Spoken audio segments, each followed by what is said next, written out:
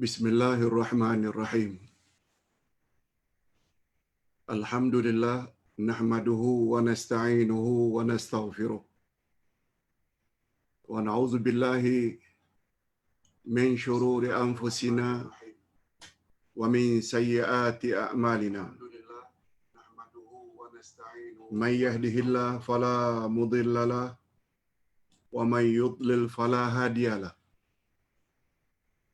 Asyhadu an la ilaha illallah wahdahu la syarika lahu wa asyhadu anna Muhammadan abduhu wa rasuluh la nabiyya ba'dah. Allahumma salli wa sallim ala nabiyyina Muhammad wa ala alihi wa sahbihi ajma'in, amma ba'd.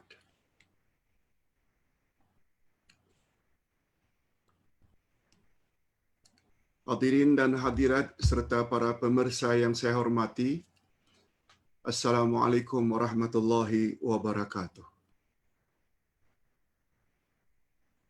Alhamdulillah, kita bersyukur kehadirat Allah Azza wa Jalla yang telah memberi kita kesempatan untuk sekali lagi menambah ilmu yang bermanfaat, yaitu tafsir juz yang ke-30, dan lebih khusus lagi pembahasan kita pada pagi ini adalah tentang tafsir surat Alam Nashrah. Nama surah Alam Nashrah ini ada beberapa nama. Boleh surah Asy-Syarh, boleh juga dinamakan surah Al-Insyirah, boleh juga dinamakan surah Alam Nashrah. Tak jadi masalah, sebab surah ini memang mempunyai beberapa nama. Sungguh banyak pengajaran yang dapat kita ambil dari surah ini.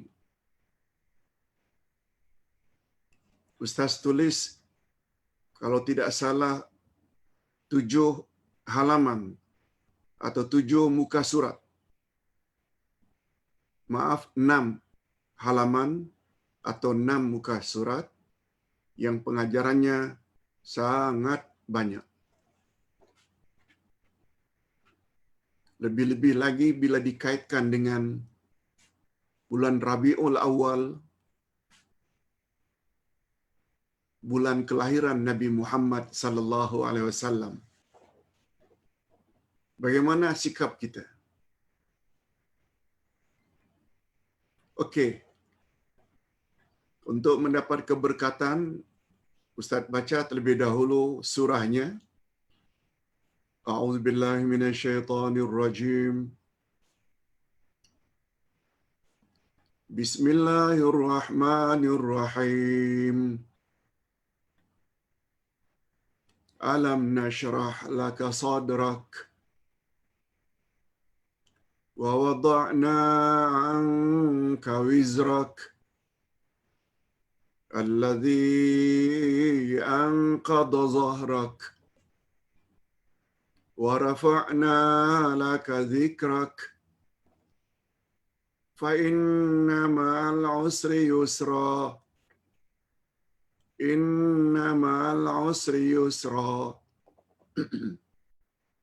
fa idza faragta fansab wa ila rabbika farghab. Terjemahannya,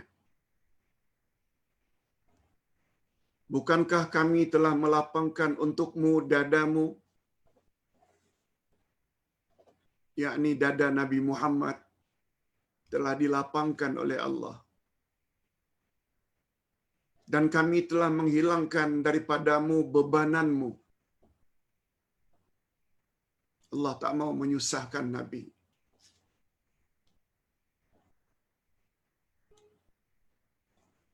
Yang memberatkan punggungmu atau yang memberatkan belakangmu karena memikul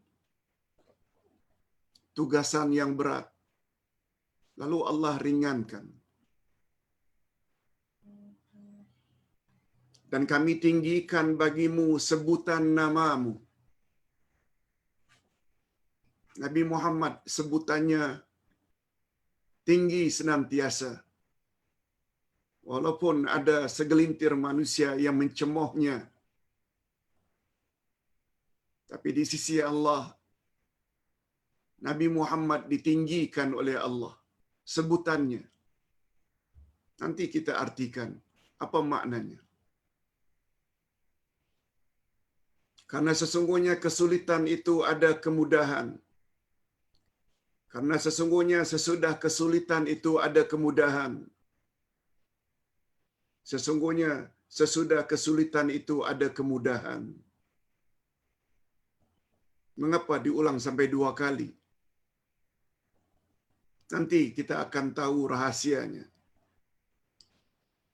Selanjutnya kata Allah, firman Allah pada ayat ke-7, maka apabila kamu selesai suatu urusan, kerjakanlah dengan sungguh-sungguh urusan yang lain.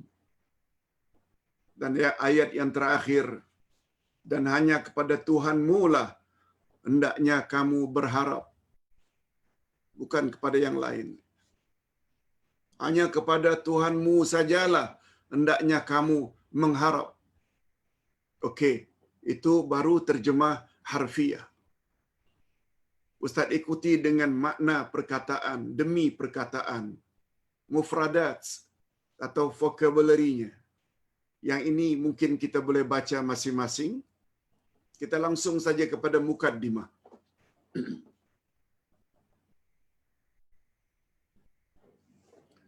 Surah ini terdiri dari 8 ayat. Dan termasuk ke dalam surah Makkiyah yang diturunkan di Mekah atau diturunkan sebelum Nabi berhijrah ke Madinah. Dan ia diturunkan sesudah surah Ad-Duha. Nah, kebetulan urutan dalam Quran pun juga Ad-Duha dulu baru Alam Nashrah. Karena kisahnya ada kesinambungan. Surah ini memiliki beberapa nama. Ini yang Ustaz katakan tadi. Kadang-kadang dipanggil dengan surah Asy-Syarh. Kadang-kadang dipanggil dengan surah Al-Insyirah. Kadang-kadang dinamakan dengan surah Alam Nashrah. Semua nama itu boleh digunakan. Okey. Apa munasabah surah? Mengapa surah ini terletak setelah surah Ad-Duha? Bukan saja dari sudut letaknya, tertibnya dalam Quran, malah tertib penurunannya juga setelah Ad-Duha, Alam Nashrah. Apa rahasia?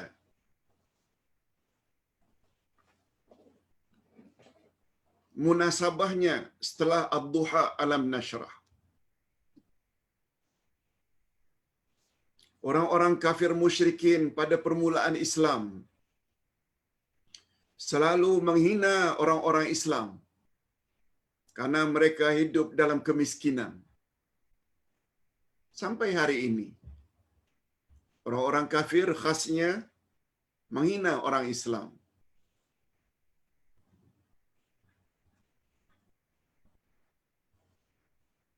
Kononnya mereka itu bodoh. Kononnya mereka itu miskin. Imam Ibnu Jarir meriwayatkan daripada Hasan Al-Basri, yaitu ulama terkenal pada zaman silam. Hasan Al-Basri tergolong tabi'in, salafus saleh. Kata beliau, ketika turun ayat ini, yaitu inna ma'al usri yusra, sesungguhnya sesudah kesulitan ada kemudahan, lalu Rasulullah sallallahu alaihi wasallam pun bersabda kepada para sahabat, abshiru atakumul yusru,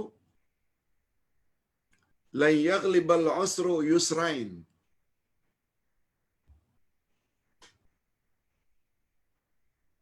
Artinya, bergembiralah kamu sekalian wahai para sahabat, telah datang kemudahan kepadamu. Sekali-kali tidak akan mungkin satu kesulitan itu dapat mengalahkan dua kemudahan. Barangkali kita masih belum paham lagi. Penjelasannya nanti dalam tafsir.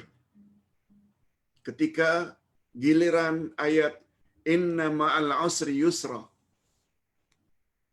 Ustaz ulang sekali lagi.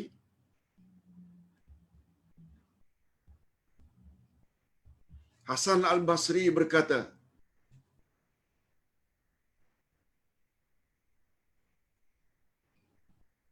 ketika turun ayat ini, inna ma'al usri yusra, sesungguhnya bersama kesulitan itu ada kemudahan. Lalu Nabi jelaskan kepada para sahabat, bergembiralah kamu. Maknanya itu berita gembira sebenarnya. Bahwa satu, sekali-kali tidak mungkin satu kesulitan dapat mengalahkan dua kemudahan. Okey, kita tangguhkan penjelasannya nanti bila tiba masanya.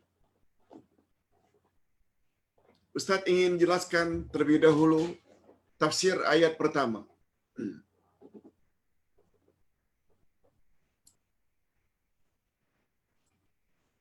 Sila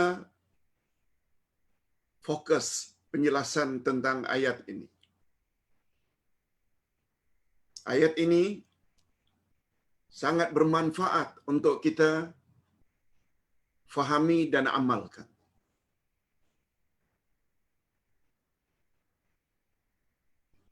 Bila kita memahami tafsiran ayat ini, besar kemungkinan kita akan bahagia dunia dan bahagia akhirat. Tapi dengan syarat, pahami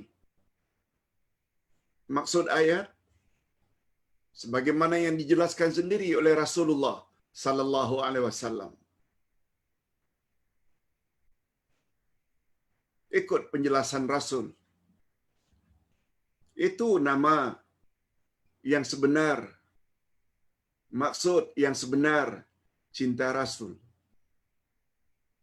Bukan sempena 12 Rabiul Awal, lalu banyak-banyak bersalawat, banyak-banyak ingat pada Rasul, kemudian tak ingat lagi setelah itu.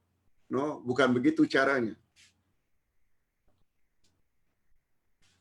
Kita disuruh mengingati Rasul setiap saat. Tapi dengan memahami ayat ini akan lebih mantap lagi. Firman Allah, alam nashrah laka sadrak. Bukankah kami telah melapangkan untukmu dadamu?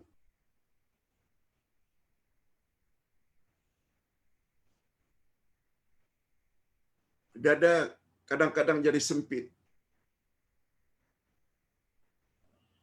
Karena banyak masalah, banyak problem, atau sesak nafas. Ustaz ada pengalaman dalam hal ini.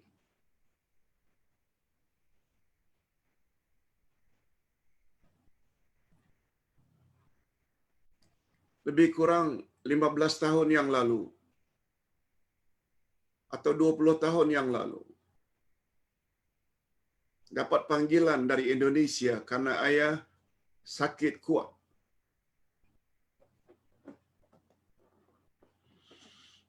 Beliau dimasukkan di hospital, susah bernafas, sehingga terpaksa pakai oksigen, bantuan pernafasan. Ringkasnya, sesampainya di Batam dan Ustaz langsung ke hospital, Ayah sadar Ustaz datang cuma memakai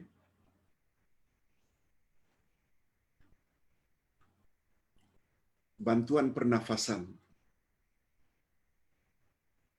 Lalu Ustaz pegang dada beliau. Ustaz baca, ini surahnya. A'udzubillahi minasyaitonirrajim. Bismillahirrahmanirrahim. Alam nashrah laka sadrak wa wada'na anka wizrak alladhi anqadha dhahrak, hingga akhir.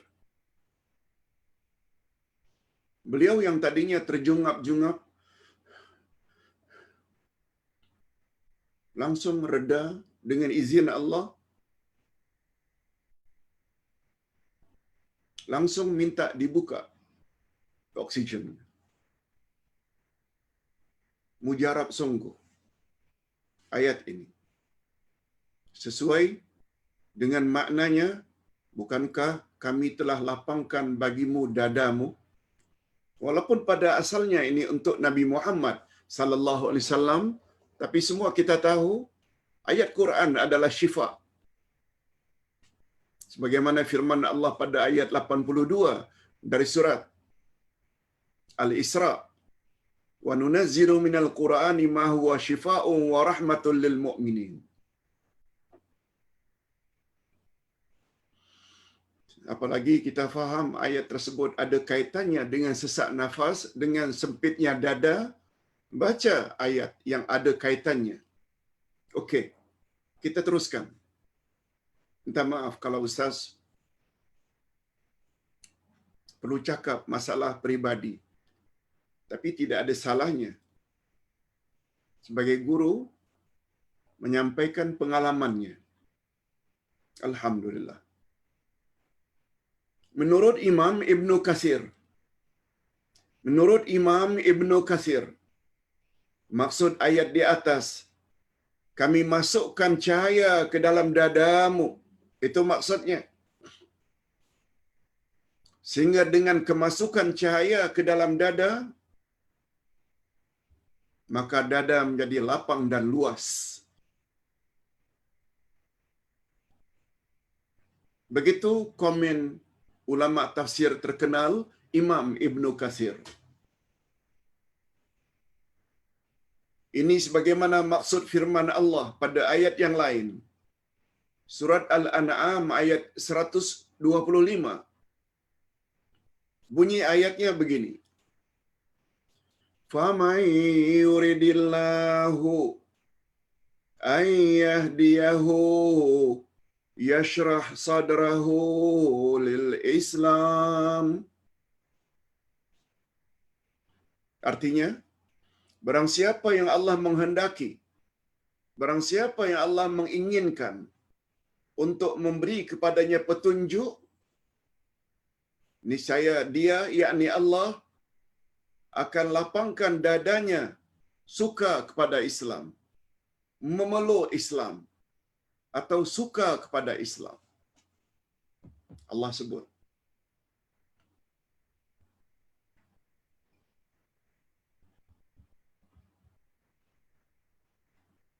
Mudah-mudahan kita termasuk ke dalam golongan ini.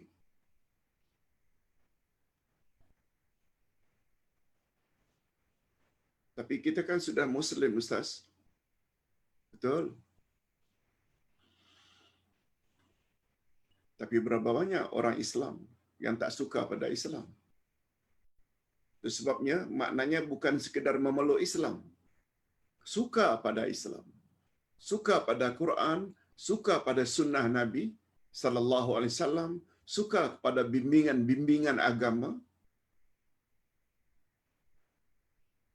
Ustaz ulang sekali lagi terjemahan ayat 125 dari surah 6 atau surat Al-An'am. Barang siapa yang Allah menginginkan agar orang itu jadi orang yang baik, niscaya Allah Subhanahu wa taala lapangkan dadanya suka kepada Islam. Allahumma ja'alna minhum. Mudah-mudahan kita termasuk dalam golongan ini.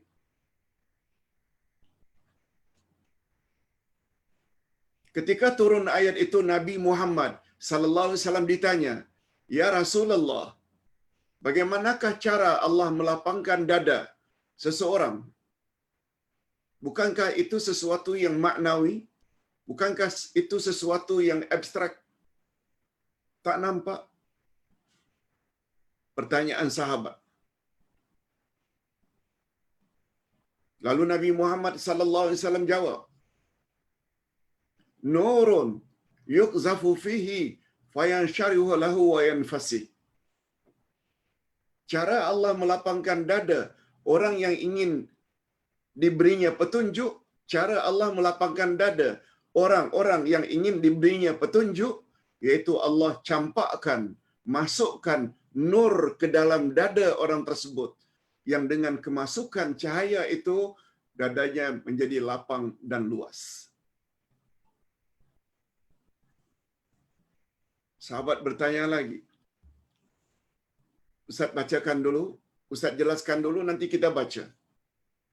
Ustaz masih ingat lagi apa yang Ustaz tulis?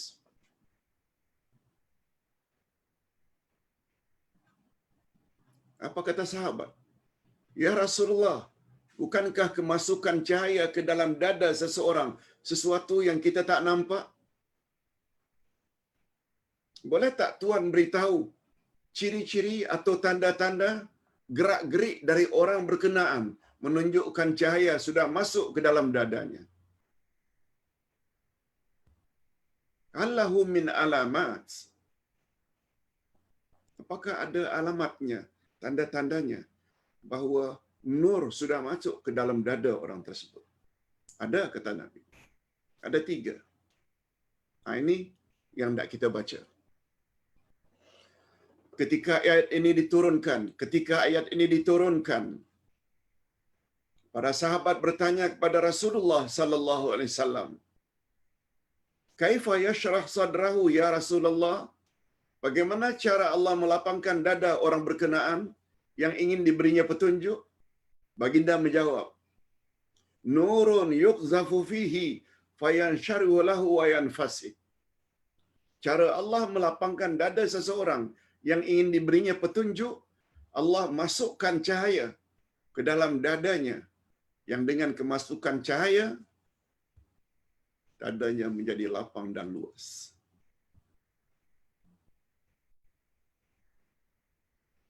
Baginda Rasul sallallahu alaihi wasallam ditanya lagi, "Fahal lidzalika amaratun yu'rafu biha?"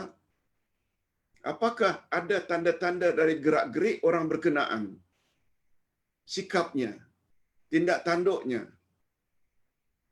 yang dapat kita lihat secara jelas bahawa cahaya sudah masuk ke dalam dadanya? Ya Rasulullah, boleh Tuan beritahu? Baginda Rasul sallallahu alaihi wasallam lalu menjawab, "Al-inabah ila daril khulud wa tajafi an daril ghurur wal isti'dad lil maut qabla liqa'il maut." Bahasa kita, ada 3 tanda-tanda dari gerak-gerik orang berkenaan menunjukkan cahaya sudah masuk. Yang pertama sekali, dia senantiasa kembali ke alam yang kekal abadi. 1. Yang kedua, dia tidak terlalu terpengaruh dengan dunia yang penuh dengan tipu daya. Yang ketiga, dia senantiasa memperbuat perbekalan untuk kehidupan sesudah mati.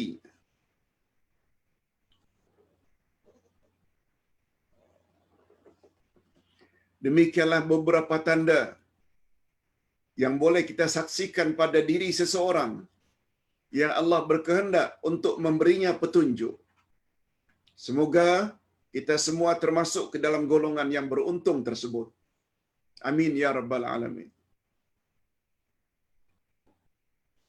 Untuk lebih jelas lagi,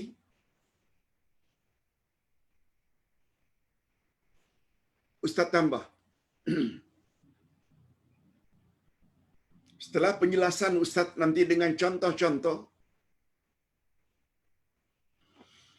masing-masing kita tanya pada diri kita masing-masing, apakah ketiga-tiga ini sudah ada atau belum? Dan jawab masing-masing. Apakah ketiga-tiganya sudah ada? Kalau memang demikian, ucapkan Alhamdulillah dan jaga terus secara istiqamah sampai mati. Kalau baru hanya ada 2 dari 3, sempurnakan. Atau baru hanya ada 1, belum ada lagi yang 2, usahakan sebelum mati. Okey, Ustaz ingin jelaskan tanda yang pertama. Apa dia tanda yang pertama? Al-inabah ila daril khulud. Dia senantiasa kembali ke alam yang kekal abadi. Bukan maknanya dia mati. Kita kan selalu gunakan istilah kembali ke rahmatullah. Mati. Maksud al-inabah ila daril khulud, dia senantiasa fikir tentang kehidupan setelah dia mati. Dia senantiasa fikir tentang alam yang kekal abadi. Mana dia alam yang kekal abadi? Alam akhirat. Tapi Ustaz, semua kita fikir tentang itu. Bukan. Maksudnya bukan itu. Segala gerak-gerik dan aktiviti serta kegiatannya, dia selalu merujuk dan memikirkan tentang hari akhirat. Itu maksudnya. Bukan sekedar fikir. Kalau dia ingin makan sesuatu, walau sedap macam mana pun makanan tersebut, sebelum makanan tersebut dimasukkan ke dalam mulutnya, dia akan fikir, makanan ini halal ke atau haram? Sebab dia teringat sabda Nabi, kullu lahmin nabata minal haram fannaru aula bihi.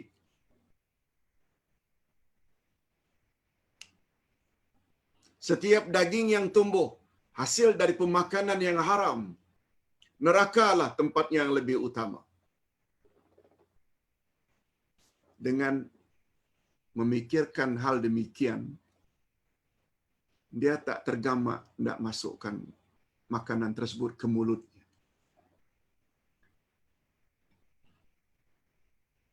Kalau dia ada peluang untuk hidup kaya raya, ada peluang untuk mendapat uang yang banyak, harta yang banyak, tapi setelah dia fikir, oh ini rasuah namanya, oh ini namanya riba, oh ini namanya mencuri, dia sedia untuk hidup sederhana asalkan income-nya halal belaka. Oleh sebab itu sebaliknya, apabila seseorang ada peluang untuk memperkaya diri, dia tak kisah sumbernya, income-nya halal atau haram. Itu maknanya cahaya belum masuk. Cahaya belum masuk ke dadanya.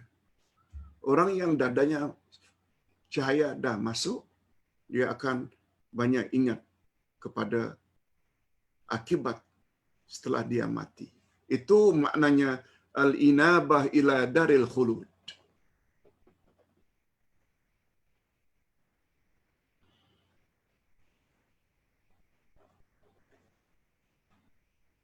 Bukan sekedar ingat. Bila nak keluar rumah dalam keadaan mendedahkan aurat, dia akan berdosa setiap orang yang melihat auratnya. Rambutnya, lehernya, lengannya. Di akhirat nanti dia akan diazab disebabkan melakukan dosa tersebut. Oleh sebab itu sebelum keluar rumah, dia pastikan dia menutup aurat. Itu maknanya dia senantiasa kembali ke alam yang kekal abadi.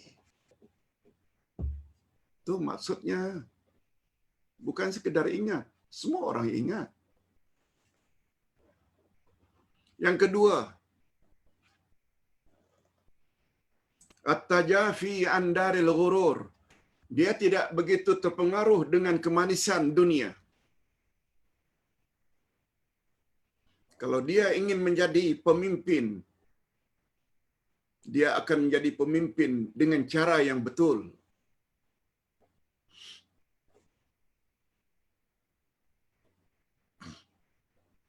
Kalau dia ingin kaya raya,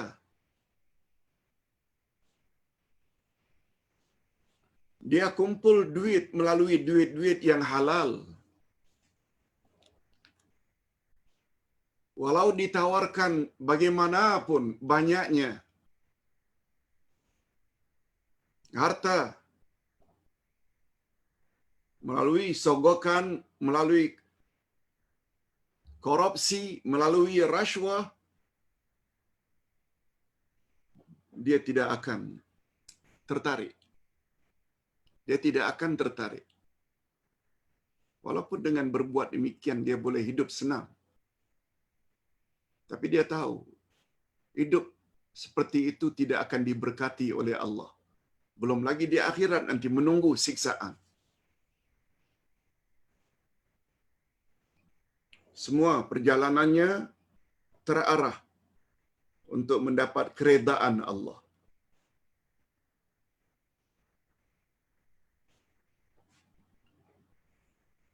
Kalau perlu kurangkan rehat, kurangkan tidur. Sebab rehat, banyak tidur, memanglah nampaknya rileks. Tapi tidak. Dia sanggup hidup sederhana asalkan mendapat reda Allah. Dalam penyampaian kebenaran, dia tak kisah apa orang komen dan apa orang kata. Yang penting, dia mendapat reda Allah. Kalau dapat reda manusia, alhamdulillah. Kalau manusia tak reda, tapi Allah reda, Rasulnya kelak reda, itu yang dia utamakan.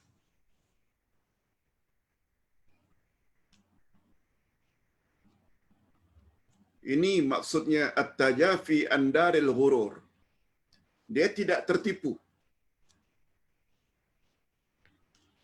Ada juga orang yang ikut jalan selamat, ikut mainstream. Apa yang orang ramai buat, itu yang dia buat. Ada dalil ke, tak ada dalil ke, dia tak kisah. No. Asalkan dia dapat sanjungan dan dapat penyokong yang ramai. Ustaz pribadi tidak terlalu terikat dengan ramainya penyokong. Tapi yang jelas kebenaran itu sampaikan. Kita tidak perlu kepada sanjungan orang. Yang penting reda Allah Subhanahu wa taala, apalagi dalam umur yang sudah semakin hampir berakhir. Ingin tahu cahaya dah masuk atau belum? Itu sebabnya Ustaz ucapkan tahniah kepada walansia, warga lanjut usia, warga emas yang dulu dalam beragama ikut-ikutan amalan nenek moyang, tradisi, sekarang mau merubah. Mau pegang Islam itu dengan pegangan yang kokoh, yang ada dalilnya dari Quran dan Sunnah Nabi sallallahu alaihi wasallam. Sebab Nabi berjanji, aku tinggalkan doa pedoman untukmu wahai umat, selagi kamu berpegang teguh, kamu tidak akan sesat selama-lamanya. Ingat, kita yang punya prinsip demikian, Ustaz nasihatkan, kalau ingin beramal, beramallah dengan dalil yang kokoh. Tadi pagi Ustaz dapat pertanyaan.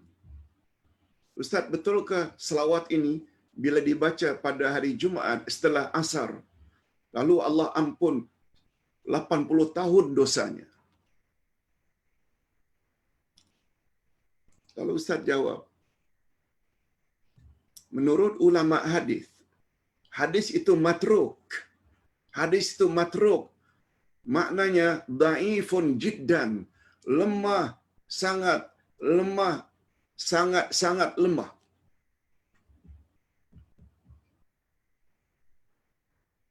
Hadis lemah masih lagi boleh, tapi kalau sangat lemah, dhaifun jiddan, tak boleh jadikan sandaran. Walaupun yang ucap itu seorang penceramah yang terkenal. Banyak selawat Nabi yang lain lagi yang datang dari Nabi secara sahih. Salawatlah banyak-banyak. Nanti kita akan jelaskan. Kami tinggikan sebutan namamu, hai Muhammad.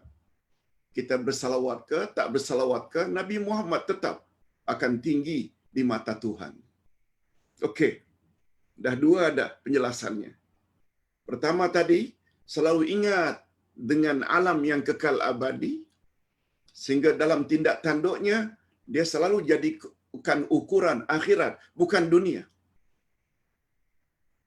Tak makan, tak cari kekayaan. Yang kedua, dia tidak terpengaruh dengan kemanisan dunia. Walaupun orang tawarkan bermacam-macam tawaran, dia sedikit pun tidak berminat.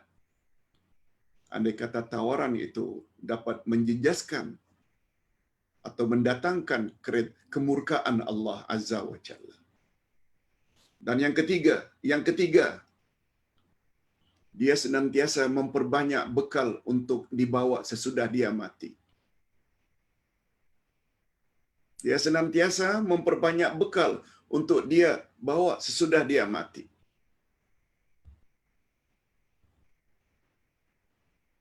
Sebagai contoh, Ustaz bukan tak membanggakan diri. Sampaikan kebenaran,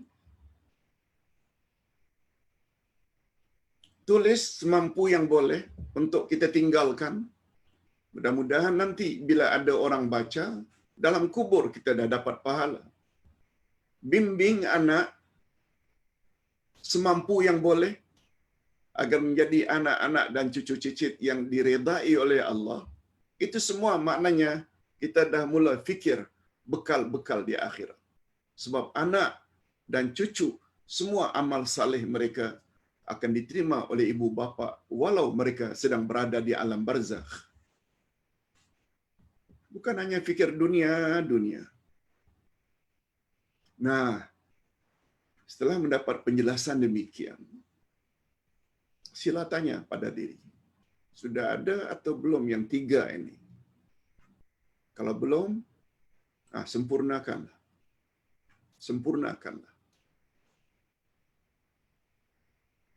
Kalau sudah, alhamdulillah, jaga baik-baik secara istiqamah sampai akhir hayat. Yes, ini yang Ustaz maksudkan. Dalam surat Alam Nashrah ini, banyak pengajaran yang boleh kita ambil. Okey, kita teruskan. Jadi jika kita kembali kepada pembahasan asal. Alam nashrah laka sadrak. Bukankah kami telah melapangkan untukmu dadamu, wahai Muhammad? Maka maksudnya, sebagaimana Allah telah melapangkan dada nabimu, Nabi Muhammad sallallahu alaihi wasallam, maka demikianlah Allah telah menjadikan syariat atau agama yang dibawa oleh Nabi Muhammad juga luas dan mudah. Sebagaimana Allah lapangkan dada Nabi Muhammad, tidak mau memberatkannya. Sehingga ajaran yang dibawa oleh Nabi Muhammad sallallahu alaihi wasallam adalah mudah dan luas. Cuma macam mana tidak tahu ajaran Nabi Muhammad itu luas dan mudah? Kena belajar Quran dan Sunnah.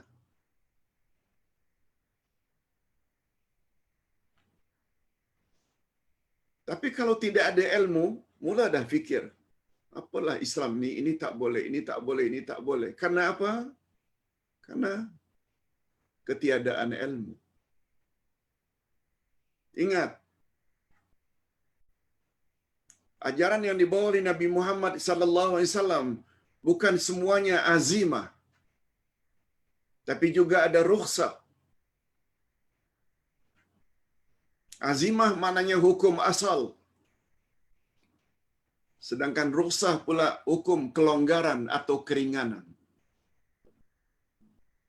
Bila ada orang hari ini mempertikaikan, mengapa ke masjid tidak boleh ramai-ramai? Mengapa dibatasi?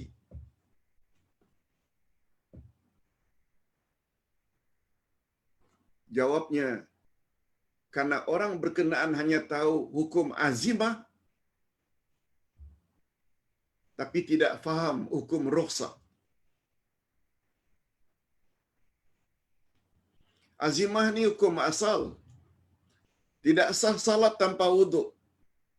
Tapi bila awak sakit, bila tidak ada air, boleh tayamum. Nah, tayamum itu namanya rukhsah, hukum kelonggaran. Hukum asal, salat fardu mesti berdiri. Bila sakit lutut, bila tak mampu berdiri, kata Nabi boleh duduk. Tak mampu duduk, boleh baring. Hukum asal, hendaklah menghadap kiblat bila salat. Bila kamu tak tahu arah kiblat atau kamu tidak dapat rubah, sedangkan kamu sakit terbaring, salatlah menghadap mana saja. Itu maksudnya rukhsah. Hukum asal ketika salat fardu berjamaah kena rapat. Tapi bila rapat boleh mendatangkan mudarat, penyakit, hendaklah jarang. Ini rukhsah.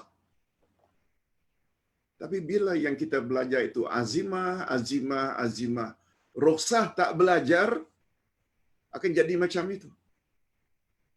Mengapa ke mall boleh? Mengapa ke supermarket boleh? Ke masjid mesti dibatasi? Mengapa anak-anak tak digalakkan? Allahu Akbar. Kadang-kadang yang punya pandangan itu bukan hanya orang awam. Setengah ustaz punya pandangan macam itu. Itu hanya mempersulitkan umat. Padahal Nabi Muhammad sallallahu alaihi wasallam menurut Aisyah, bila kepala Nabi disuruh pilih antara dua amalan yang sama, yang satu berat, yang satu ringan, apa kata Aisyah? Nabi akan pilih yang ringan selagi dia tidak membawa dosa. Contoh mudah. Dari KL ke JB sampai di Senawang RNR masuk waktu zuhur. Buat 4 rakaat di Senawang. Nanti sampai di JB buat 4 rakaat. Boleh? Sah? Tapi bila sampai di Senawang jam 2, buat 2 zuhur, 2 asar, jamak qasar. Tak buat 4 di Senawang, 4 di JB juga boleh. Mana yang lebih ringan? Jamak qasar. Nabi akan ambil yang itu. Bukan buat 4-4.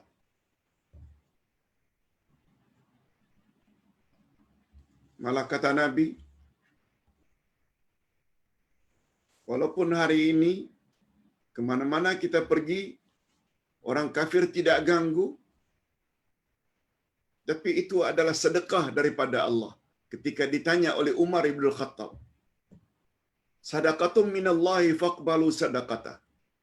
Itu sedekah daripada Allah. Terimalah sedekah daripada Allah. Oleh sebab itu Imam Malik berpendapat, siapa yang tidak jamak kasar, Dia sebenarnya kufur nikmat. Dah jadi begitu. Sementara ada yang berpendapat, alah RNR itu mudah, kita tidak salat. Buat secara sempurna kan lebih baik. Nah, mendakwa lebih afdal pula. Yang Nabi suka pula jamak qasar. Karena ilmu. Kalau kita katakan bodoh, jahil, marah. Itu sebabnya Islam agama ilmu. Bukan agama ikut-ikutan, taklid buta. Nah, itu sebabnya tambah ilmu, tambah ilmu. Kita kena yakin, walaupun umur kita dah 70, 80, kita rasa ilmu kita banyak, no. Banyak macam mana pun yang kita miliki, ilmu tentang Islam, ilmu tentang Islam yang kita belum miliki, jauh lebih banyak daripada apa yang kita sudah tahu. Terus tambah ilmu. Kita teruskan. Jadi kesimpulannya, Allah Subhanahu Wa Taala melapangkan dada Nabi, tak mau memberatkan Nabi. Itu sebabnya Nabi pun tak mau memberatkan umatnya. Ada juga pendapat yang mengatakan bahawa makna melapangkan dada di sini dengan makna membelah dada Nabi Muhammad sallallahu alaihi wasallam ketika malam Isra dan Mi'raj. Sebagaimana yang diriwayatkan oleh Malik bin Sa'sa'ah. Ketika itu malaikat membasuh hati baginda dengan air Zam-Zam. Dikeluarkan daripadanya sifat hasad dan maksiat. Kemudian dimasukkan ke dalamnya ilmu, iman, rahmat, hikmah dan sifat penyayang. Ada pula yang berpendapat begitu. Tapi pendapat yang pertama tadi itu lebih tepat. Kata ulama tafsir. Adapun menurut Abu Hayyan, melapangkan dada di sini dengan makna menyinarinya dengan hikmah. Melapangkannya sehingga mudah untuk menerima wahyu. Nabi Muhammad dilapangkan dadanya sehingga mudah menerima wahyu. Inilah pandangan jumhur. Malahan pandangan yang lebih tepat ialah melapangkan dada dengan makna yang lebih umum. Ini lebih tepat lagi. Apa dia? Allah melapangkan dada yang bersifat lebih umum. Selain ia mengandungi makna sebagaimana di atas, ia juga mengandungi makna berlapang dada menghadapi ancaman dan tantangan orang-orang kafir. Pengajaran itu bukan hanya untuk diri Nabi Muhammad sallallahu alaihi wasallam. Kita berlapang dada menghadapi orang kafir. Sebagaimana baru-baru ini semua tahu, di Perancis terdapat pihak yang menghina, mencaci Nabi Muhammad sallallahu alaihi wasallam. Kita hendaklah berlapang dada walaupun sangat benci dengan sikap tersebut.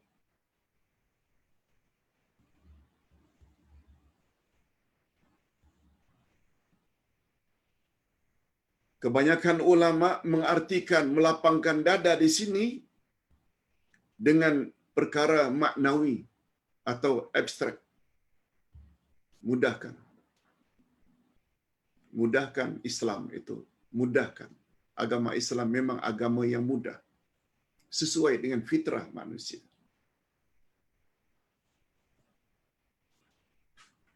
Itu sebabnya 3 orang sahabat yang bertanya kepada istri Rasulullah tentang ibadat Rasulullah.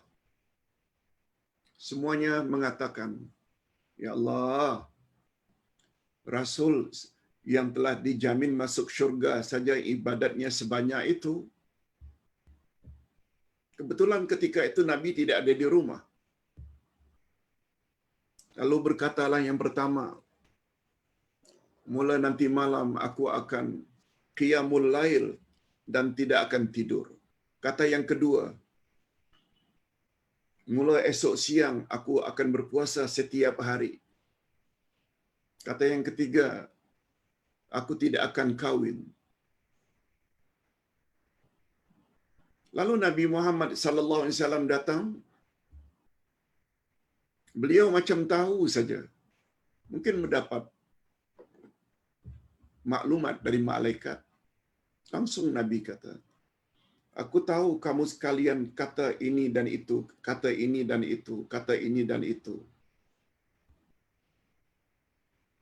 Ketahuilah olehmu bahwa aku ini adalah atqakum, orang yang paling bertakwa kepada Allah berbanding kamu semua. Lalu apa kata Nabi? Aku qiyamul lail, tapi aku juga tidur. Aku juga berpuasa sunat, tapi kadang-kadang aku tak berpuasa. Dan aku juga mengawini wanita. Lalu Nabi tutup, man raghiba an sunnati falaysa minni. Siapa yang membenci cara hidupku seperti itu, dia bukan umatku. Coba tengok. Nabi Muhammad sallallahu alaihi wasallam bukanlah sepanjang malam beliau qiyamul lail, bukanlah setiap hari beliau berpuasa. Beliau juga mengawini dan ada anak cucu. Fitrah. Islam agama fitrah. Asalkan dalam hidup ikut lunas-lunas agama. Mengharap redha Allah. Selain daripada pandangan di atas, ini kita tambah lagi. Terdapat juga pendapat yang mengatakan bahawa Rasulullah sallallahu alaihi wasallam telah dibelah dadanya sebanyak 2 kali, iaitu ketika masih kecil dan ketika akan Isra' dan Mi'raj. Ketika umur baginda 4 tahun, dadanya dibelah, dikeluarkan daripadanya segumpal darah atau alaqah yang menjadi sarang syaitan yang daripadanya muncul was-was yang menggoda manusia agar melakukan kejahatan. Itu sebabnya Nabi Muhammad sallallahu alaihi wasallam menjadi insan yang maksum, tak pernah buat dosa. Sebahagian ulama mempertikaikan tentang kesahihan riwayat pembedahan ketika baginda masih kecil, karena hal itu termasuk mukjizat. Dan mukjizat tidak mungkin berlaku mendahului kenabiannya. Ada pula yang berpendapat begitu. Ditambah pula suatu pembasuhan biasanya terhadap kotoran jasmani, sedangkan maksiat pula bukan jisim atau fizikal. Oleh itu, tidak benar dakwaan adanya pembedahan semasa kecil Rasulullah sallallahu alaihi wasallam. Tapi dakwaan seperti itu dijawab oleh Imam Fakhrul Razi. Apa kata Imam Fakhrul Razi? Perkara luar biasa yang Allah anugerahkan kepada seseorang sebelum dia diangkat menjadi rasul dinamakan irhas. Itu bukan mukjizat, betul? Pembedahan ketika baginda umur 4 tahun. Pembedahan yang pertama. Pembedahan kedua, ketika Nabi akan Isra' dan Mi'raj. Itu memang setelah menjadi Nabi. Kalau terhadap orang yang tidak percaya pembedahan ketika Nabi umur 4 tahun, sebab kata mereka mukjizat Nabi itu tidak mungkin muncul kecuali setelah menjadi Rasul. Nabi menjadi Rasul, diangkat menjadi Rasul umur 40. Sedangkan pembedahan pertama ketika beliau, baginda, di bawah jagaan Halimatus Sa'diyah, ibu susuannya, umur 4 tahun. Mana mungkin itu mukjizat? Kata Syekh Fakhrul Razi, memang betul. Itu bukan mukjizat, tapi itu namanya irhas. Perkara luar biasa yang diperolehi oleh Nabi. Ada 2 jenis.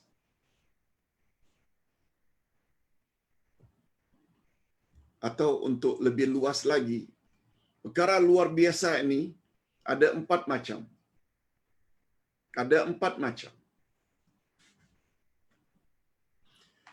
Bila perkara luar biasa yang diperoleh oleh Nabi setelah beliau diangkat dari Nabi itu namanya mukjizat. Seperti kayu menjadi ular, seperti mukjizat Al-Quran, seperti dapat menghidupkan orang yang sudah mati, mukjizat Nabi Isa, dan lain-lain, itu mukjizat. Yang kedua, juga untuk Nabi. Tapi sebelum diangkat menjadi Nabi, yang ini dipanggil irhas, bukan mukjizat. Seperti umpamanya Nabi Isa boleh bercakap ketika dalam buaian. Nabi Muhammad sallallahu alaihi wasallam dibelah dadanya ketika umur 4 tahun, dibuang kotoran yang ada di dalam dadanya, dimasukkan iman ihsan. Itu namanya irhas, bukan mukjizat. Nah, yang ketiga namanya karamah, yang kita panggil keramat. Bila perkara luar biasa yang muncul daripada wali-wali Allah, orang yang dekat dengan Allah, itu namanya karamah, keramat. Dan satu lagi namanya sihir.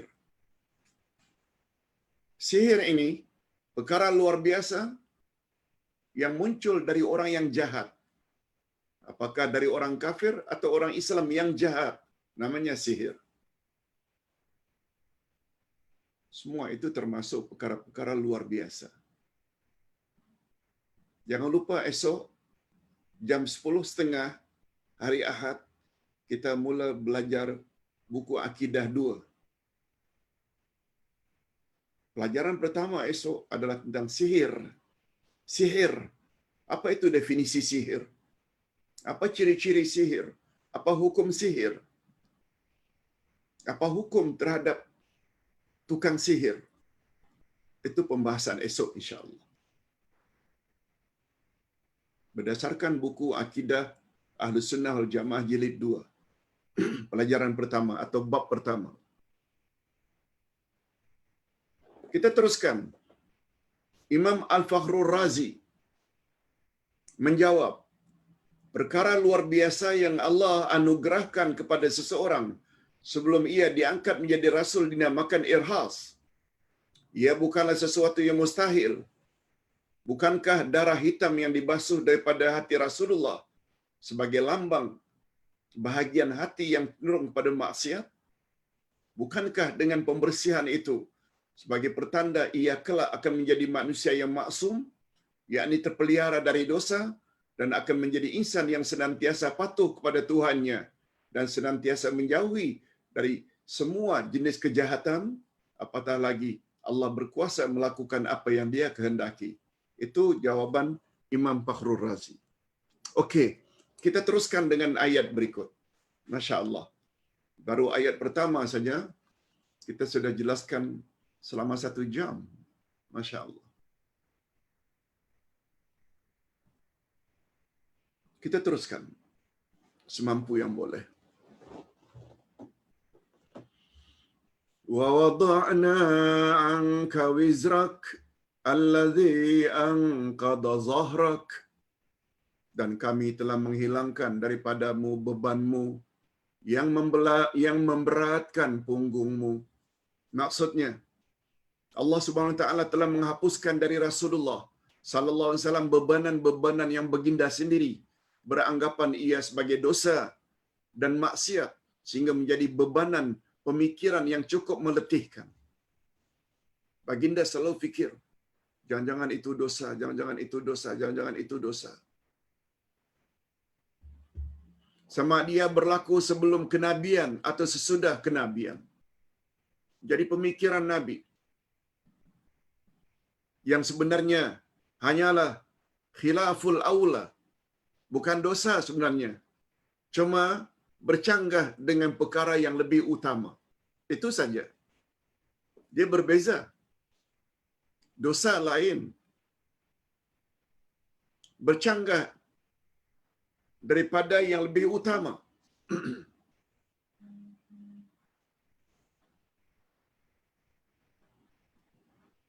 bukan dosa. Tapi Nabi mengira itu dosa. Atau termasuk tindakan yang kurang sesuai dengan ketinggian derjatnya dan martabatnya di sisi Allah. Seperti memberi izin kepada beberapa orang munafik untuk tidak ikut serta berjihad. Nabi pernah izinkan. Sebab Nabi mengira alasannya betul. Bahawa keluarganya susah, yang perlu dia jaga. Padahal itu sebenarnya bohong. Jadi Nabi tak sengaja sebab Nabi tak tahu. Itu maksudnya Allah lapangkan dada Nabi. Begitu juga Nabi bermasam muka dan berpaling ketika berhadapan dengan Abdullah bin Umi Maktum yang buta. Karena baginda fokus berhadapan dengan pembesar-pembesar Quraisy yang masih kafir. Kata Allah, kamu tak patut buat macam itu. Melayan orang beriman walaupun dia buta, walaupun dia orang biasa, itu adalah lebih utama daripada mengutamakan orang-orang kafir. Nabi mengira teguran itu Allah murka, tapi tidak. Macam itulah yang dimaksudkan oleh Allah, Allah lapangkan dadanya. Syekh Abu Bakar Al-Jazairi menambah, walaupun Rasulullah sallallahu alaihi wasallam itu maksum, tidak pernah melakukan dosa, tetapi baginda selalu merasa dirinya bersalah kepada Allah karena tidak banyak mendekatkan diri taqarrub kepada Allah. Lebih-lebih lagi yang sebelum diangkat, lebih-lebih lagi sebelum diangkat menjadi rasul. Dari kecil hingga umur 40, baginda tidak tahu apakah itu iman, tidak beribadat pada Allah, tidak taat kepadanya. Walaupun dari sudut yang lain baginda terpelihara dan tidak pernah sujud kepada berhala, minum arak, bercakap dusta dan berbuat dosa karena baginda telah dibuang dari hatinya sejak kecil lagi bahagian yang boleh mendorong kepada maksiat. Itu maksud bedahan umur 4 tahun tadi. Jadi semua perasaan bimbang Nabi ini menjadi lega setelah turun ayat itu. Itu maksudnya Allah lapangkan dada Nabi. Yes, itu dia punya cerita. Ada juga yang berpendapat bahawa maksud ayat di atas, kami ringankan bebananmu ketika menjalankan tugas-tugas kenabian dan kerasulan. Lalu kami permudahkan segala urusan yang engkau jalankan, sehingga dengan demikian dakwahmu akan berjalan dengan lancar dan sempurna. Jadi maksud bebanan di sini ialah kesusahan-kesusahan yang diderita oleh Nabi Muhammad sallallahu alaihi wasallam dalam menyampaikan risalah.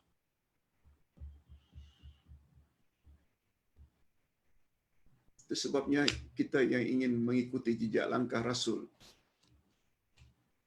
kita juga akan menerima nasib yang sama. Kalau Nabi mendapat penentangan demi penentangan karena kebenaran yang beliau ingin sampaikan, sudah menjadi sunnatullah. Setiap kebenaran yang ingin disampaikan mesti akan ditentang oleh orang-orang tertentu. Beruntunglah orang yang sabar. Mudah-mudahan kita termasuk ke dalam golongan orang yang sabar. Kita yang coba ikut apa yang Allah kata dan Rasul kata, tak mustahil akan dipulaukan oleh keluarga. Akan dikatakan songsang, akan dikatakan sesat. Tak mengapa. Tak jadi masalah. Sebab matlamat kita keredaan Allah, bukan keredaan orang ramai. Ini yang dimaksudkan bila Allah dah masukkan cahaya, cara berfikir kita lain daripada cara berfikir orang-orang yang Allah tidak masukkan nur. Kita dah jelaskan tadi dengan panjang lebar ciri-ciri atau tanda-tanda orang yang dadanya telah dimasuki oleh cahaya. Ustaz lupa tadi tidak menjelaskan. Ruangan seperti ini. Berapa ni? 10 kali 8 kaki atau 12 kali 8 kaki. Mengapa rasanya luas? Jawabnya, karena ada cahaya. Tapi bila digelapkan, bila tidak ada cahaya, kita rasa sempit dan mula sesak nafas. Karena apa? karena gelap, ketiadaan cahaya. Malam kita boleh nampak dalam jarak 4-5 kilometer KLCC, Twin Tower. Pada waktu siang kita boleh nampak. Tapi bila malam yang gelap dan tidak ada lampu elektrik, semuanya mati, jangankan 4-5 kilometer, dalam jarak 10 meter pun kita tak nampak. Karena apa? Karena ketiadaan cahaya, kita rasa sempit. Tapi bila ada cahaya, ada apalagi cahaya matahari, nampak seluas-luasnya. Begitu lebih kurang perbandingan antara dada yang mendapat cahaya dengan dada yang tidak mendapat cahaya.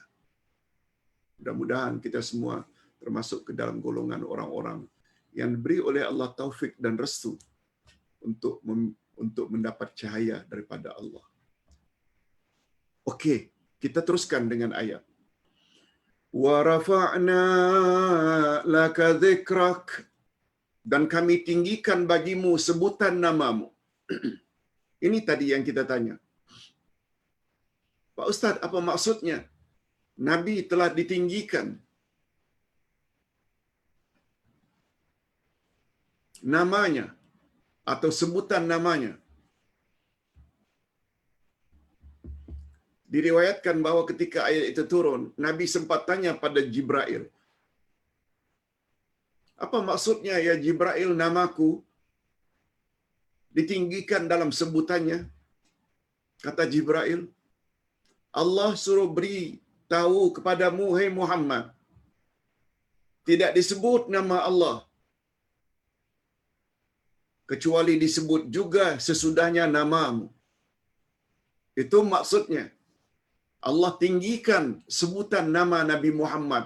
Jibril kata, Allah suruh beritahu kamu, hai Muhammad, bahawa tidak disebut nama Allah, kecuali disebut pula sesudahnya namamu. Coba tengok dalam azan. Asyhadu an la ilaha illallah wa asyhadu anna Muhammad Rasulullah. Dalam tahiyat, dalam 2 kalimah syahadat, ketika qamat, malah seseorang belum lagi memeluk Islam kalau hanya menyebut asyhadu an la ilaha illallah tanpa menyebut wa asyhadu anna Muhammad Rasulullah. Salat tidak sah kalau hanya asyhadu an la ilaha illallah tanpa diikuti dengan wa asyhadu anna Muhammad Rasulullah. Azan tidak sah kalau asyhadu an la ilaha illallah tidak diikuti dengan wa asyhadu anna Muhammad Rasulullah. Ustaz ada jelaskan di sini. Maksudnya kami tinggikan martabatmu dan kami berikan sanjungan tertinggi terhadapmu yang tidak pernah sanjungan seumpama itu kami berikan kepada seorang pun selainmu, wahai Muhammad. Oleh sebab itu, setiap nama Allah disebut, maka akan disebut pula sesudahnya nama Nabi Muhammad sallallahu alaihi wasallam seperti ucapan 2 kalimah syahadat, asyhadu an la ilaha illallah wa asyhadu anna Muhammad Rasulullah, sebagai isyarat atau sebagai syarat ketika seseorang akan memeluk agama Islam, dalam azan, dalam iqamah, dalam salat, dalam khutbah dan lain-lain. Selain itu juga disamakan antara mentaati Allah dengan mentaati Rasulullah dengan mentaati Allah Subhanahu wa taala. Kita dah jelaskan sebelum ini, Allah beza dengan Nabi Muhammad. Hak Allah tak boleh dibagi pada Nabi Muhammad kecuali satu hak saja. Antara hak Allah dengan hak Nabi Muhammad sama betul. Apa dia? Haqqut ta'ah, hak ketaatan. Bila kita taat Nabi, sama dengan kita mentaati Allah. Bila kita bangkang Nabi, kita hina Nabi, sama kita menghina Allah Subhanahu wa taala. Itu maknanya haqqut ta'ah, hak ketaatan. Itu sebabnya dalam Quran selalu disebut, ya ayyuhalladzina amanu athi'ullah wa athi'ur rasul. Taatlah Allah. Dan diulang sekali lagi, dan taatlah Rasul.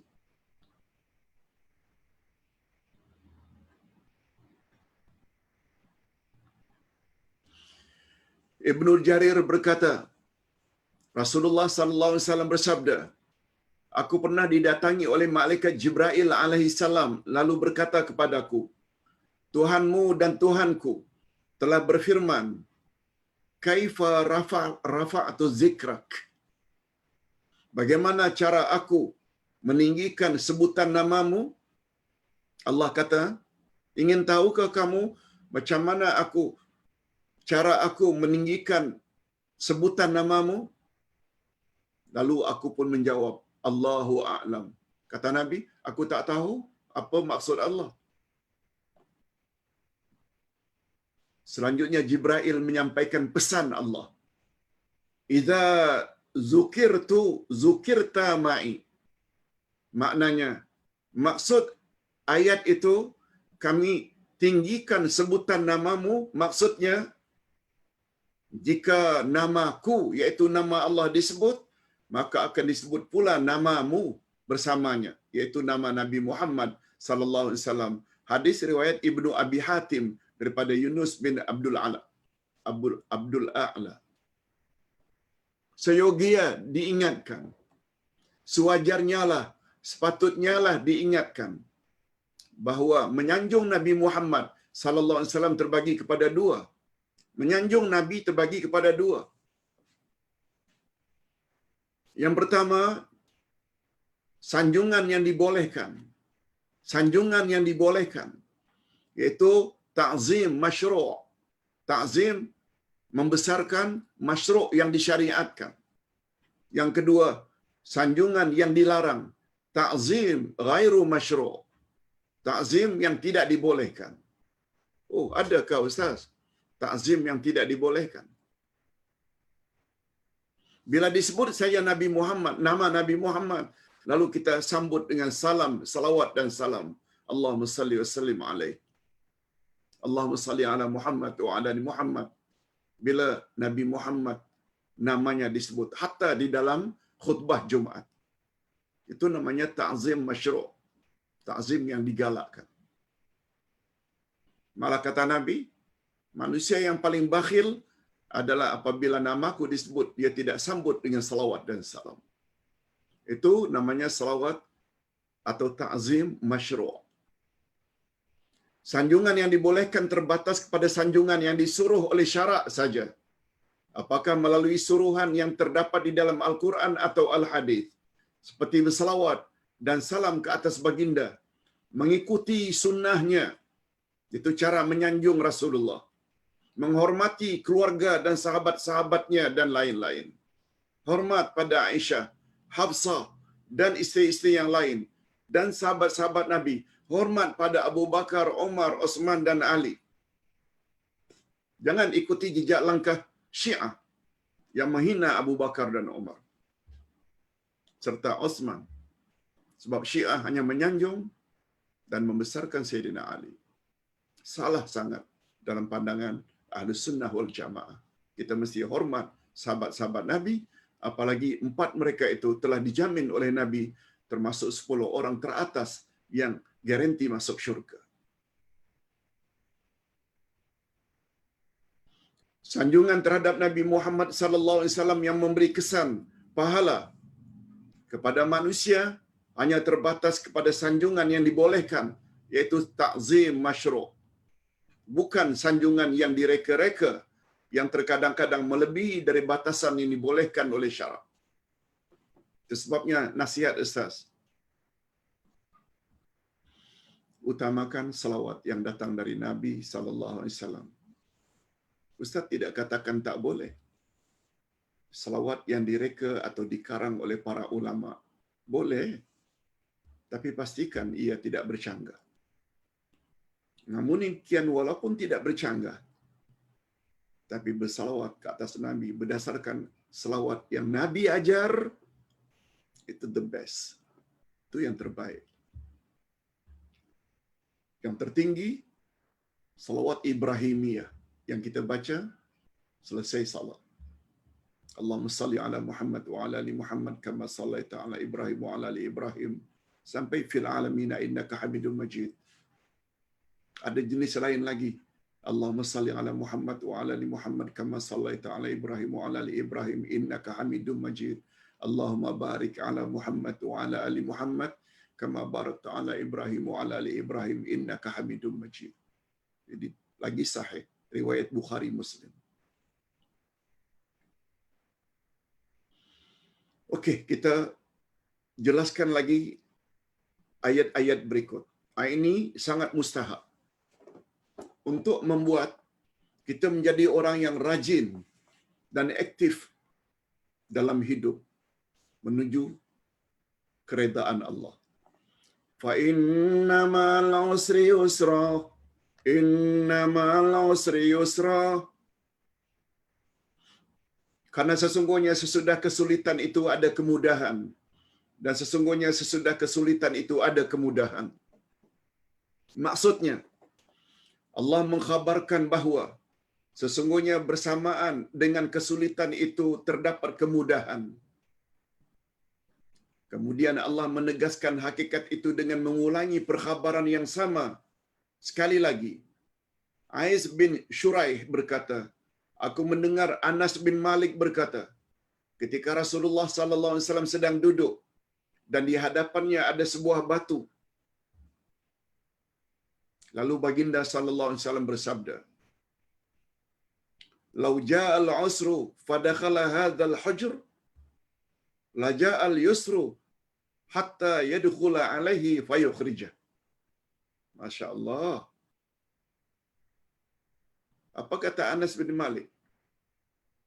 Yaitu anak kesayangan Nabi, anak angkat kesayangan Nabi. Sehingga Anas dipanggil dengan Unais. Sehingga Nabi berdoa untuk Anas ini agar dikayakan, agar diberi zuriat yang banyak, dipanjangkan umur. Akhirnya Anas berkat doa Rasulullah menjadi orang yang sangat kaya zamannya. Umurnya 103 tahun. Punya anak cucu sampai 125 orang. Ini Anas ini. Apa kata Anas? Beliau sangat dekat dengan Rasulullah. Sehingga Nabi panggil dengan panggilan manja Unais. Unais. Anak kemanjaan atau anak yang sangat disayangi oleh Nabi, anak angkat. Apa kata Anas? Pada satu hari Rasulullah sallallahu alaihi wasallam duduk di depan batu. Lalu Nabi berkata di depan batu, sekiranya kesulitan datang dan masuk ke dalam batu ini. Kesulitan datang masuk dalam batu ini. Pasti akan datang pula kemudahan lalu masuk ke dalam batu yang sama untuk mengeluarkan kesulitan itu. Hadis riwayat Ibnu Abi Hatim. Sehubungan dengan peristiwa ini maka turunlah ayat di atas. Sehubungan dengan ucapan Nabi itu turunlah ayat di atas. Fa inna ma'al usri yusra, inna ma'al usri yusra. Itu asbabun nuzulnya. Imam Qatadah berkata, dikatakan kepada kami bahawa Rasulullah sallallahu alaihi wasallam pernah menyampaikan berita gembira kepada para sahabat dengan ayat di atas. Ini yang mula-mula tadi kita sebut. Asbabun nuzulnya. Lalu apa kata baginda kepada para sahabat? La yaghliba usrun yusrain. Sekali-kali tidak akan mungkin satu kesulitan dapat mengalahkan dua kemudahan. Tadi kita dah sebut dan tangguhkan penjelasan. Ini dia penjelasannya. Maksudnya, ungkapan fa inna ma'al usri yusra, inna ma'al usri yusra, makna al-usru disebut secara ma'ruf, yaitu dengan menggunakan alif lam ma'rifah. Ini menunjukkan bahawa al-usru, kesulitan yang pertama dan kesulitan yang kedua adalah kesulitan yang sama atau satu kesulitan. Karena memakai al-usru. Kalau pakai alif lam maknanya kesusahan yang tertentu. Sedangkan yusra maknanya kemudahan. disebut secara munakkar. Munakkar iaitu nakirah tanpa alif lam. Bukan al-yusra tapi yusran tanpa alif lam. Ini menunjukkan kemudahan itu berbilang-bilang atau banyak kemudahan itu. Kesimpulannya, kesulitan pada dua ayat ini adalah kesulitan yang sama, sedangkan kemudahan pada dua ayat ini adalah kemudahan yang berbeza. Hadirin dan hadirat rahimakumullah. Untuk lebih mudah memahami ayat ini, khasnya bagi mereka yang mahir dalam English, kaedah bahasa Arab dengan kaedah English lebih dekat berbanding kaedah Arab Melayu, Arab Indonesia.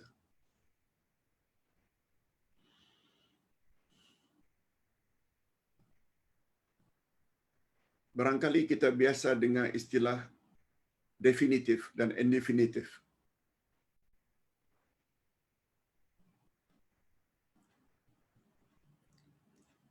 Mosque dalam bahasa Arab masjidun. Tapi kalau al-masjidu dia menjadi the mosque.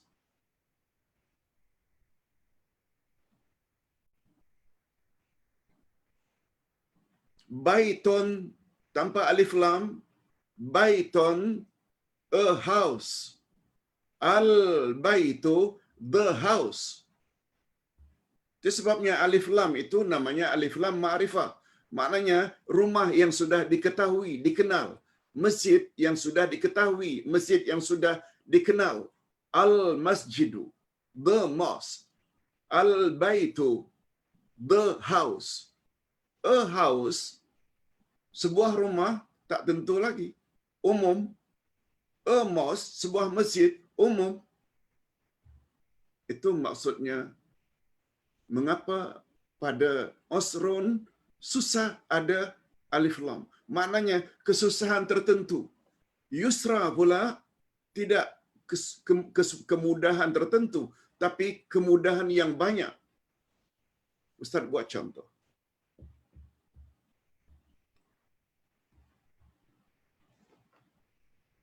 Kita berpuasa. Memang susah. Berlapar. Menahan ini dan itu. Tapi kemudahan yang bakal kita dapati daripada berpuasa, banyak tak? Itu dia yusra. Badan sehat. Badan jadi slim. Dapat ganjaran daripada Allah berlipat ganda. Masuk syurga dengan pintu khas namanya pintu rayyan. Dah berapa dah? Dah 4. Puasanya 1. Kita menghadiri majlis ilmu selama 2 jam. 1. Berapa banyak poin-poin yang kita sudah dapat dalam pertemuan 2 jam hari ini. Itu semuanya kebaikan. Apalagi kata Nabi, siapa sungguh-sungguh pergi ke majlis ilmu, niscaya Allah permudahkan baginya jalan ke syurga. Dan masuk syurga, banyak nikmat yang kita akan dapat. Buah-buahan, minuman, hiburan, pasangan, dan lain-lain. Itu maksudnya. Mengapa Osron kesusahan ada alif lam? The. Yusron itu pula tidak pakai alif lam. Mudah-mudahan kita dapat memahaminya. Itu prinsip. Itu sebabnya sekedar mengurangi tidur, sekedar mengurangi rehat, kita buat sesuatu untuk mendapat ganjaran yang banyak di akhirat nanti. Allahu Akbar. Allahu Akbar. Mudah-mudahan kita diberi oleh Allah kekuatan untuk itu. Baik. Bila dah faham, Ustaz teruskan. Ayat di atas menjadi hiburan atau tasliyah untuk Nabi Muhammad sallallahu alaihi wasallam bahawa Allah akan menggantikan keadaannya daripada fakir kepada kecukupan. Kita dah jelaskan pada surat Ad-Duha, daripada lemah kepada kuat, daripada permusuhan kaumnya kepadanya, kepada kasih sayang kaumnya kepadanya, termasuk kemudahan di dunia dan di akhirat. Barangkali kita dengar, sudah bukan rahasia lagi. Hatta di televisyen dan radio luar negara, Eropah dan Amerika menyebut perkembangan agama Islam adalah perkembangan agama yang paling pesat hari ini. Ratusan ribu orang-orang memeluk Islam di Eropah, di Amerika, di Australia. Tidak ada secepat perkembangan Islam hari ini. Coba tengok. Walaupun orang yang menghina, makin menghina Islam, makin orang ingin tahu apa itu Islam. Akhirnya banyak memeluk Islam. Mudah-mudahan kita diberi oleh Allah istiqamah sehingga kita mati dan mendapat husnul khatimah. Nah, kita sampai kepada ayat yang terakhir. Fa idza faragta fansab. Maka apabila kamu telah selesai dari suatu urusan, kerjakanlah dengan sungguh-sungguh urusan yang lain. Okey, apa dia tafsirannya? Maka apabila kamu telah selesai dari suatu urusan, kerjakanlah dengan sungguh-sungguh urusan yang lain. Fa idza faragta fansab. Maksudnya apabila kamu telah selesai menyampaikan dakwah atau berjihad atau kesibukan duniawimu, maka bersungguh-sungguhlah kamu mendekatkan dirimu kepada Allah dengan beribadat. Ayat ini mengandung perintah agar Nabi Muhammad sallallahu alaihi wasallam senantiasa melakukan amal saleh. Orang yang berakal tidak seharusnya malas dan berpangku tangan, membuang masa dengan kerja-kerja yang tidak berguna. Mereka sepatutnya menggunakan setiap peluang dengan sebaik-baiknya untuk menyampaikan kebaikan dunia dan akhirat. Untuk mencapai kebaikan dunia dan akhirat. Syekh Al-Jazairi berkata, ayat ini mengandungi pengajaran bahawa setiap Muslim hendaklah rajin dan bersungguh-sungguh berusaha di dalam kehidupan dunia ini. Mereka tidak sepatutnya malas berusaha atau hanya mengisi waktu dengan bermain-main atau senda gurauan kecuali pada waktu-waktu tertentu sahaja. Tak salah, relax, bersenda gurau dengan ahli keluarga, tak salah. Tapi jangan terus-menerus dalam keadaan demikian. Nah, ayat yang terakhir, wa ila rabbika farghab, dan hanya kepada Tuhanmu hendaklah kamu berharap. Maksudnya, tumpukanlah harapanmu pada setiap amalan yang engkau lakukan hanya kepada Allah Subhanahu wa taala agar diberi pahala, kebaikan, anugerah. Jangan kamu mengharap dari selain Allah. Jangan mengharap. Hanya Allah yang maha kuasa ke atas segala-galanya. Allah. Iyyaka na'budu wa iyyaka nasta'in. Hanya kepada Allah kamu beribadat dan hanya kepada Allah kamu memohon pertolongan. Sebahagian ulama tafsir mufassirin mentafsirkan ayat di atas. Apabila kamu selesai mengerjakan salat, maka berdoalah kepada Allah dan mengharaplah kepadanya agar makbul, diterima permohonanmu. Berdasarkan tafsiran inilah, maka sebahagian ulama menguatkan pendapat mereka akan adanya anjuran berdoa dan berzikir setiap selesai salat. Doa dan zikir itu sangat, bukan hanya salat. Habis tawaf, doa. Habis sa'i, doa. Habis baca Quran, doa. Itu yang paling baik. Demikianlah hadirin dan hadirat, genap 1.5 jam penjelasan tentang surah Alam Nashrah, dan Ustaz yakin banyak ilmu yang kita dapat di dalam surah ini. Itu sebabnya apabila kita salat, kita dah faham sekarang apa dia tafsir surat Wad-Duha. Rakaat pertama baca Ad-Duha setelah Al-Fatihah. Rakaat kedua baca Alam Nashrah. Ustaz yakin apabila kita baca Al-Quran ketika salat, sedangkan kita memahami maknanya, walaupun garis besarnya, akan menambah khusyuk dalam salat kita. Sekian, segala yang baik-baik itu ilham daripada Allah Azza wa Jalla untuk membolehkan Ustaz sampaikan pada pagi ini. Dan jika ada kekasaran dan kesilapan, mohon maaf, sebab itu kekurangan daripada Ustaz. Wabillahi taufik wal hidayah. Wassalamualaikum warahmatullahi wabarakatuh. Ustaz